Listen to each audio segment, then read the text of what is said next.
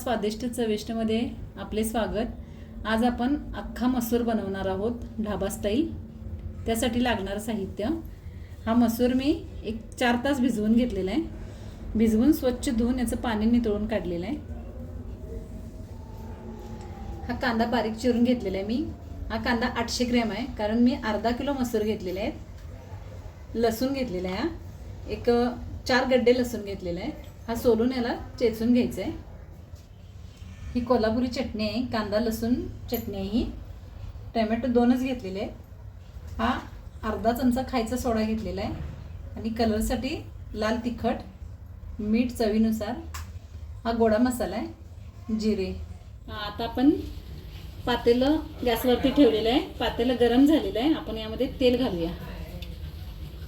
कांदा जास्त आहे त्यामुळे कांदा भाजण्यासाठी आपण 4 पळी तेल घालूया।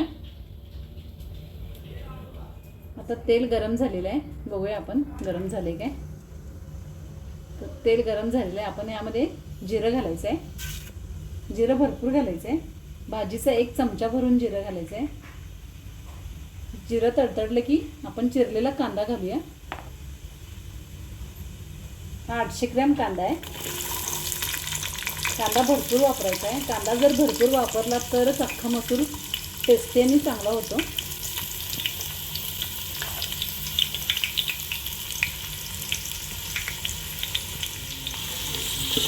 कांदा एकसारखा हलवत राहायचा आहे।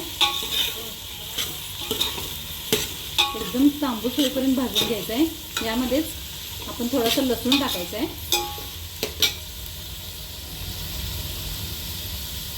थोडा लसूण टाकायचा आहे पहिल्यांदा, आणि आपण तडका देणार आहोत त्यावेळी थोडा लसूण वापरायचा आहे।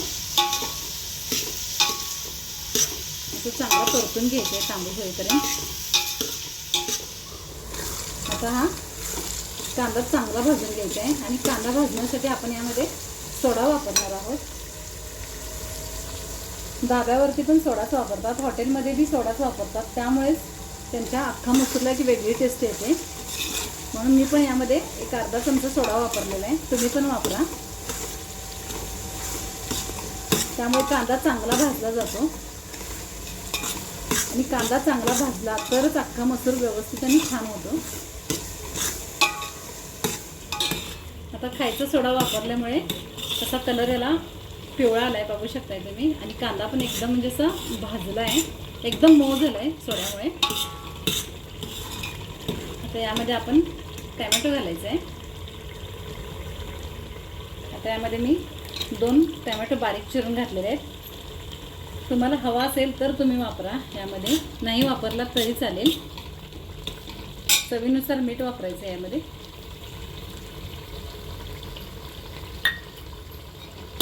एकसारखं हलवून घ्यायचं आहे। आता कलरसाठी थोडंसं लाल तिखट घालायचं यामध्ये। गोडा मसाला घालायचा आहे चवीसाठी, आणि कांदा लसूण चटणी चवीनुसार घालायची आहे। मी 1 वाटी वापरलेली आहे यामध्ये अर्धा किलोसाठी। तुम्ही चव बघून आणखीन लागत असेल तर घालू शकताय। आता हे एकजीव करून घ्यायचं आहे, आणि यामध्ये तुम्ही भिजलेला मसुरा घालायचा आहे। तुम्ही मसुरा जितका जास्त भिजवाल तेवढा अख्खा मसूर छान होतो। तुम्ही रात्रभर भिजत ठेवला तरी चालेल, 8 तास भिजत ठेवला तरी चालेल। आता हा सगळा मसाला, कांदा, टोमॅटो सगळं व्यवस्थित भाजलेलं आहे। आता यामध्ये आपण मसुरा घालूया।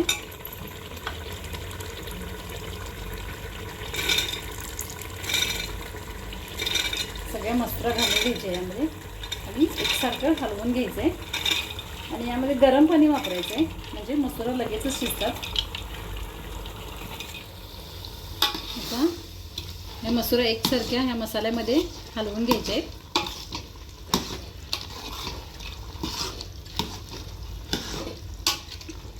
असं एकसारखं हलवायचं आहे, आणि यामध्ये गरम पाणी घालायचं आहे। 2 तास तर आरामात लागतात मसुरा शिजण्यासाठी। व्यवस्थित शिजवून घ्यायचे। यामध्ये गरम पाणी घालूया। मी बाजूला गरम पाणी करत ठेवलेलं ते यामध्ये घालणार आहे.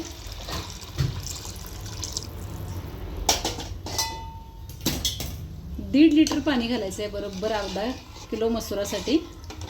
मी आता यामध्ये 1 लिटर घातलेलं आहे. आणखीन एक अर्धा लिटर पाणी घालणार आहे यामध्ये आणि 1.5 लिटर पाण्यामध्ये असं शिजवून घ्यायचं आहे. आता यावरती आपण प्लेट झाकून ठेवूया. आता हा आपला मसूर शिजलेला आहे.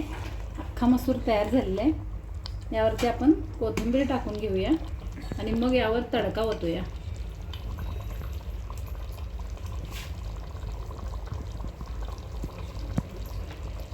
कोथिंबीर घालायची. एक मूठभर कोथिंबीर घातलेली आहे मी. आता आपण तडका देण्यासाठी तेल गरम करत ठेवलेलं आहे.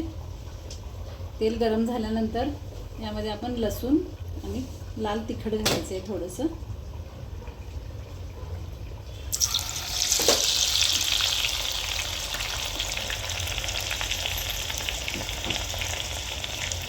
लसूण जास्त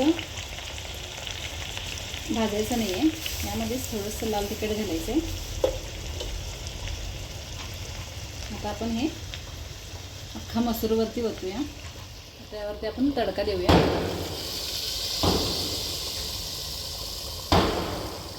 अशा पद्धतीने आपला अख्खा मसूर तयार झालेला आहे. तुम्ही बघू शकताय. खूप छान झालेलं आहे. अशी अख्खा मसूरची डिश तयार झालेली आहे. नान पण तयार झालेले आहे. जर ही रेसिपी तुम्हाला आवडली असेल तर लाईक, शेअर आणि सबस्क्राईब करा. धन्यवाद.